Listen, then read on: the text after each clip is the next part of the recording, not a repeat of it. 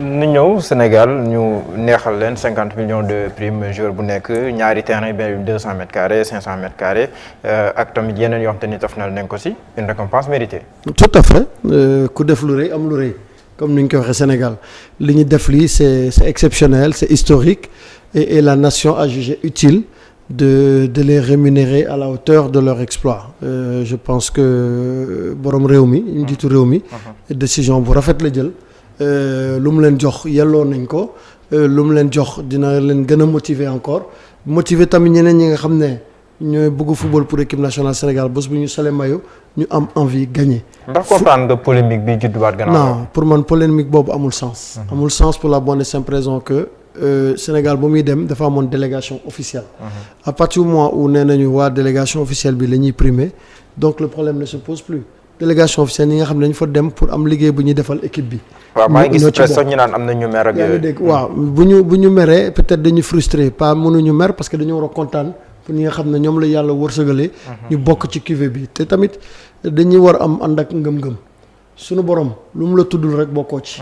donc ñi fa nekk seen wërsëg la woon ñoom la yàlla tuddoon ne ñoo koy fekkee. Crépin Diatta bokkoon na ci équipe bi. pourtant dafa mujj blessé bokkul. tey alors que bu blessé wuloon. kenn mënu fexe bu du bokk ci équipe bi. parce que ci joueur clé wu équipe bi la bokk. noonu la àdduna tëddee. léegi ñeneen ñi nga xam ne dañuy liggéeyal fédération bi wala bokk ci fédération bi ñu yaakaar ne ñoom waroon nañ mun a am dara ci Coupe d'Afrique des Nations parce que estimé nañ ne liggéey nañ ak loolu décision la boo xam ne dañ ko war a jël en interne bu defekkee fédération bi dafay réfléchir ci xaalisu boppam moom. xool nu muy neexalee employé man damay employé fédération yi ñoom dañu war a am prime parce que seen administration de la fédération seen liggéey moo permettre lii mu am tey donc ñooñu bu prime di am ñooñu la ñu war a njëkk a séddale prime parce que c'est leur travail au quotidien c'est-à-dire entreprise yi mag yi bu ñu defee résultat à la fin de l'année dañuy fay ay bonus employés yi comme que ñun jël nañ kan am ci xaalis employé fédération dañ leen war a jox bonus boobu après comité exécutif il faut ñu toog seen biir ñu xool ñu décider nan la ñu mën a def fekkee dañu am ku nekk am lu ñu la jox comme prime ci victoire bi mu nekk sorte récompense pour sa bopp pour mun a encore gën a boole xol yi parce que ce serait dommage que après que ñu gagné Coupe d'Afrique des Nations pour des questions d'argent de prime ou de petits privilèges ñu coalition bi wala consensus bi éclaté wu au détriment d'autres choses et maa ngi ñaan yàlla ñu bañ a yegg foofu et que ñi si nekk ñi nga xam ne ils sont frustrés ak ñi nga xam ne ñoo féetee ci boor ñu am wërsëgu def ki ku nekk am sagesse ak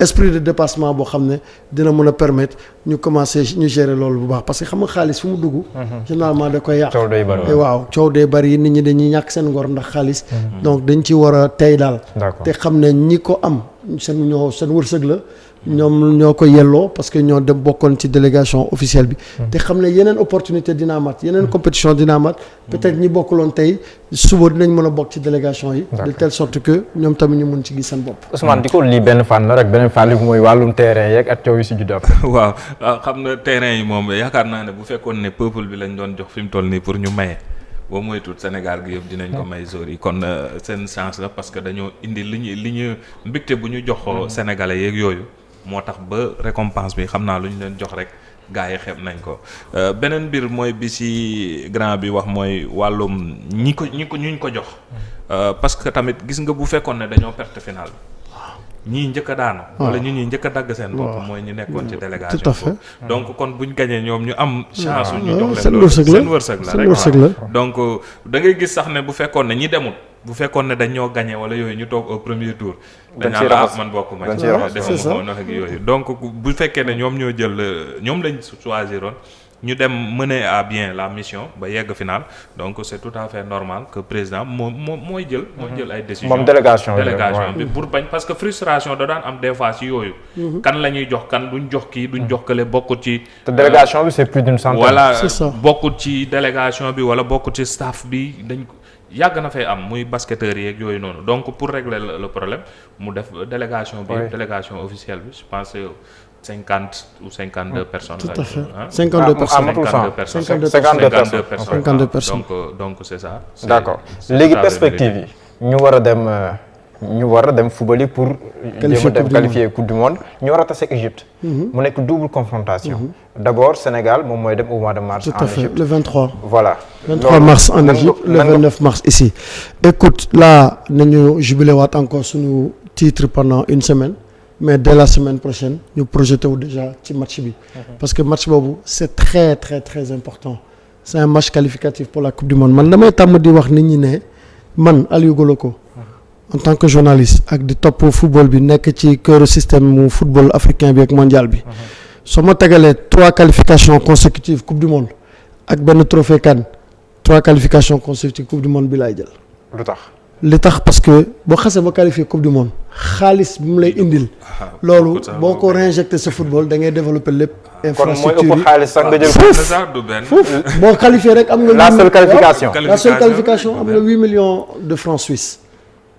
alors que le titre de champion de c'est à peu près 3 milliards. ouais c'est plus 8 millions de francs suisses c'est à peu près. non je veux dire boo jëlee coupe d'Afrique c'est à peu près 3 milliards. c'est 3 milliards alors que bële c'est à peu près 6 milliards. 6 à 7 millions donc c'est le double. waaw yaa ngi dégg. donc ça met 3 qualifications ça fait 3 fois 6 ça fait 18 milliards de budget. loolu c'est qualification bi rek la. léegi coupe du monde plus ngay jouer match. plus ngay gagner match gagné tu gagnes 400 millions à peu près chaque match gagné imagine nga dem ba demi-finale. donc man financière boobu mu lay engendrer. loolu boo ko réinjecté sa football da ngay développer sa football. titre bi neex na trop mais investissement yi boo ko defee boo formaté di yàgg rek mais di nga jëli coupe bi. mais comme que léegi moom njàmbaan yàqul dara ci sër bu ko dul yóbbal. am nañ coupe d'Afrique. bu ñu mën a jëlee coupe du monde day koy gën a neexal rek donc perspective bi mooy loolu ñu projeté wu et match boobu du yomb. match aller bi. aller bi j'ai appris hier que déjà stade national du Caire lañ ko nar a joué mooy stade bu gën a mag Égypte fa lañ joué finalu CAN 2019 bi. et c'est 80 000 places à peu près donc il y aura un monde fou il va être plein parce que ils ont une revanche à prendre si ñun. mais ñun fu ñu nekk nii on doit plus avoir peur de personne muy Sénégal muy feneen fu ñu mënta dem équipe bi ay guerrier lañu.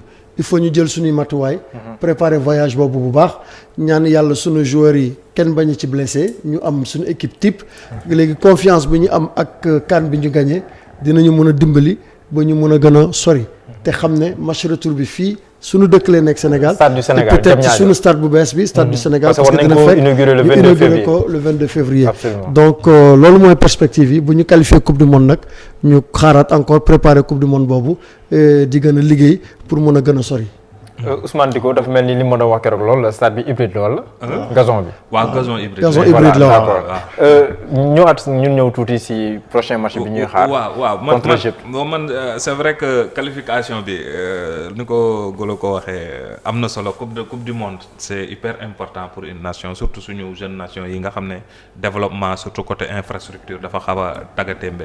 waaye je pense que ne lii ñu gagné coupe d'Afrique bi dafay may motivation war na mun a nekk motivation. boo xam ne davantage Sénégal comme taxawal fi mu toll nii surtout en Afrique ne la man maa la mën parce que maay champion du monde confiance bi tout à fait confiance bi dafay donc loolu la ñu war a gën a continuer capitaliser ko xool nuñ ko defee si ñun fàtte tamit ne fi mu toll nii dépassé nañ la CAN li des mooy qualifier au mondial et pour ce faire il faut d'abord aller battre Égypte chez lui bàyyi ko mu ñëw dooraat ko encore gagner ko double confrontation je pense que idée boobu rek la ñu war a mën a demee pour mën a qualifier ci coupe du monde. équipe bi war a ubbeekuwaat parce que am na ñoo xam ne ñu leen di ñu renforcer ko. Sofiane ñu ngi koy wax. Boubacar Camara ñu ngi Boubacar koy wax Camara ak ñeneen Boubacar Soumaré. muy beneen liggéey bi taxawaat Malang Sarr muy beneen liggéey équipe moo demee noonu au fur et à mesure ñuy am ay besoins ci yenn postes yi ci yenn profilu joueurs yi. au fur et à mesure ñu ubbi kër gi. tey gën a yokk tamit xale yi ñi nga xam ne ñoo nekkoon ay U20 ay ñoom kii Diallo. Samba Diallo ñoom Dramé. waaw mu ngi Ukraine mu ngi toj. Youth League bi. Samba Diallo instant il tape à la porte de la sélection nationale. le petit Dramé avec qui il était à Diambar pareil. et joueurs locaux yi fa ñu commencé tamit di xool bu baax suñu championnat local bi. championnat bi gëm naa ne am na joueurs yoo xam ne boo leen fi jëlee championnat Sénégal dugal leen ci digg équipe bi ñu am ni pro yi. jox leen confiance ak nu mu waree mun nañ la valoir ay satisfaction. Aliou Cissé démb maa ngi koy dégg mu siy wax mu ne tëjuñu équipe nationale mais il ne s'agit pas aussi de faire n'importe quoi. mais mu mel ni kon daf si bëgg a dem ak prudence. waaw mais parce que dafa bëgg a consolider li fi nekk. xam nga da ngay yor da ngay jël li nga yor ba pare xam lan mu nga si war a yokk pour nga yokk ko ci. moom nee na li mu manqué loolu lay gën a wëri que leneen. mais effectivement football tamit noonu la da ngay xool li nga manqué nga complété ko xool ñi nga xam ne tamit ñu ngi xaw a jëm mag tuuti nga indi ñoo xam ne dinañ mën a assurer la relève parce que am na fuy jour di toll. peut-être sans li mu mënoon ci 90 minutes yi si ay at am na foofa tollee dootoo ko mën.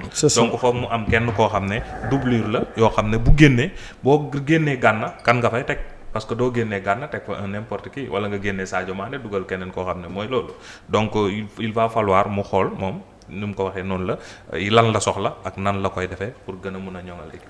amoon naa mbégte dalal leen yéen ñaar ñëpp Aliou ma bàyyi la nga tàggatoo ñu doon teew. waaw xanaa nuyoon teewaat rek di gërëm di féliciter tous les Sénégalais y compris téléspectateurs yeeg internetu Seneweb yi. victoire bi seen victoire la tamit parce que dañu doon animer page Seneweb yëpp ci réaction yeeg seen xalaat yeeg seen xam-xam wane seen passion seen bëggum réew donc victoire bi seen victoire la yéen tamit supporters yi internautes yi ñëpp képp kuy sénégalais di yeewoo ci àdduna. victoire bi sa victoire la tamit donc leen di féliciter ñoom ñëpp te di leen ne nañu continuer gëm équipe bi continuer supporter équipe bi ndax équipe bi bu ñu ko continuer nii jox ko li war yëpp mun na sax dem demi-finale pourquoi pas finale coupe du monde dañ koy gëm rek donc tolluwaay boobu lañ nekk ñoom. fédération bi tamit ñu ngi ci di ci liggéey déjà ñu ngi projeté wu ci ñaari match yi di ñëw mooy match aller retour contre Égypte bi. et puis après ñu seet. Vraiment, c'était un plaisir pour moi d'être là avec vous et partager ces moments inoubliables qu'on a tous vécu ensemble ces derniers jours autour de la Coupe d'Afrique des Nations. De remercier le peuple camerounais. C'est très important. Si le Sénégal a été champion d'Afrique, c'est parce que aussi le peuple camerounais nous a beaucoup soutenus. Depuis le début, les populations de Bafoussam, en plus celles de Yaoundé, mais toutes les populations du Cameroun à partir des demi-finales se sont dit désormais nous misons tous sur le Sénégal, nous prions pour que le Sénégal gagne et c'est ce qui s'est passé. Donc merci à nos frères camerounais, merci à tous nos frères africains qui le souhaitaient pour le Sénégal. Ils ont vu comment notre pays a souffert dans cette compétition, ils ont vu combien le Sénégal courait derrière ce trophée depuis longtemps et chacun d'entre eux souhaitait que cette année ce soit le Sénégal et ça a été le Sénégal et le Sénégal est un très très beau champion. Donc merci à tous du fond du cœur et c'était mérité pour les Lions du Sénégal tout en espérant encore vivre d'autres grandes soirées d'ivresse comme ce que nous avons vécu ici au retour des Lions de la Teranga. jërëjëf Aliou Ousmane ma bàyyi la nga tàggatoo. voilà jërëjëf Mohamed maa ngi kontaan loolu ci émission bi nga xam ne ma koy partager ak sama grand c'est pas la première fois moom muy ñëw Seneweb jël interviewé naa ko fii lu dul benn yoon du ñaari yoon. donc di souhaiter rek bonne chance ak bonne continuation à nos Lions ñu gën a dem ci échéance yu gën a gagner échéance yu gën a am solo comme coupe du monde bi. qualifié fii préparé ko dem ba sori si daal def une participation honorable pourquoi pas même gagner coupe du monde. nga ànd équipe bi dem Qatar. waaw inchallah. ma sant la bu baax gërëm la sant bu baax Aliou Goloko amoon nañ mbégte lool tamit dalal la fii nii si Seneweb ma sant gërëm bu baax Thierno Ba Modou Diop nii jàpp si xarale bi à partir de 17h incha allah suñu émission Ultimatum suba incha allah 8h bët set laataa loolu woy leen ak suñuy programme jaa ngeen jëf.